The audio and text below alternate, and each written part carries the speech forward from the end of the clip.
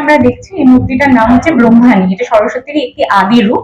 যেমন ব্রহ্মার শক্তি স্বরূপ, মানে আমাদের প্রত্যেকে আমরা যেমন পুরুষ এবং প্রকৃতি দুজন মিলেই তো আমাদের সম্পূর্ণ সৃষ্টি তৈরি হয়। সেই ব্রহ্মার শক্তি স্বরূপ ইনি হচ্ছেন ব্রহ্মাণী। তার জন্য এনার চারটি হাত আছে এবং এক হাতে বিদ্যাস্বরূপ বেদ এবং এক হাতে সাধনার জন্য রুদ্রাক্ষ রয়েছে। এটা হচ্ছে আমার স্পেশালিটি।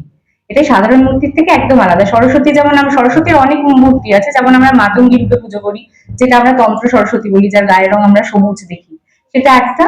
এটা হচ্ছে একদম শুদ্ধ প্রকৃতি রূপা একজন দেবী, যার মধ্যে সব আছে, বিদ্যা আছে, সাধনা আছে, জ্ঞান আছে, ঐশ্বর্য আছে, সব আছে।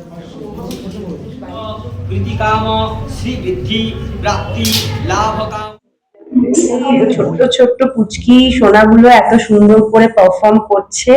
নিজের ছোটবেলা মনে পড়ে গেল যে আমরাও ছোটবেলায় এরকম নাচের স্কুলে যেতাম, নাচের স্কুলে যেতাম আর গিয়ে এরকম পারফরমেন্স করতাম।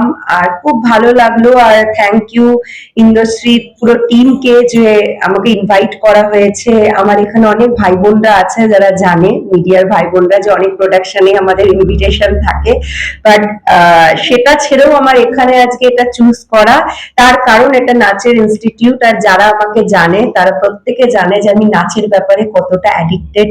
আর সেজন্য তোমাকে অসংখ্য অসংখ্য তুমি এতগুলো জায়গা ছেড়ে শুধু সময় দিয়েছো। শুধু অ্যাডিকশন না, মানে ওটা আমার প্যাশন।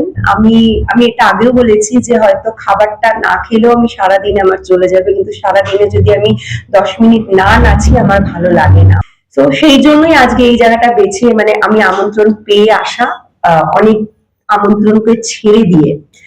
আর যে পুচকিগুলোকে দেখলাম, বড়দেরও দেখলাম, কিন্তু ছোটবেলাটা তো নিজের খুব মনে পড়ে যে ছোটবেলা আমরাও যেতাম। আর আমাদের সময় অনেক, মানে আমাদের বাবা মারা অনেক কনজারভেটিভ থাকতো নাচ টাচ নিয়ে, বাট এখন দেখলাম মা বাবারা এসে বসে করাচ্ছে এবং অনেক কিছু দেখে ভালো লাগলো। Thank you.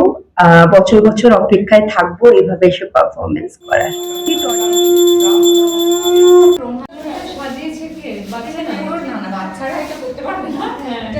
ইন্ডাস্ট্রি তো আমার ঘরের মতো, তো যতবারই আসি খুব ভালো লাগে এখানে আসলে। দেবী মূর্তি এখানে সম্পূর্ণ ভিন্ন রকমের, মানে আমরা যেরকম ভাবে বাগদেবীকে দেখি সচরাচর, এখানে বাগদেবী, কিন্তু তার এই মূর্তির একটি অন্য রহস্য রয়েছে, অন্য গল্প রয়েছে। চতুর্ভুজা দেবী এখানে, মহা সরস্বতী, সেই সরস্বতীরই একটি রূপ যাকে আমরা পিছনে দেখছি মায়ের। এখানে পূজা পদ্ধতিও একদম সেইভাবেই পুজো করা হয় সম্পূর্ণটা। সঙ্গে আমার পরিচয় বা এই যে আমাদের আত্মীয়তা, এটা প্রায় 3-4 বছর ধরে, কিন্তু প্রথমবার আমি এখানে এসেছি আর আমার খুব ভালো লাগছে।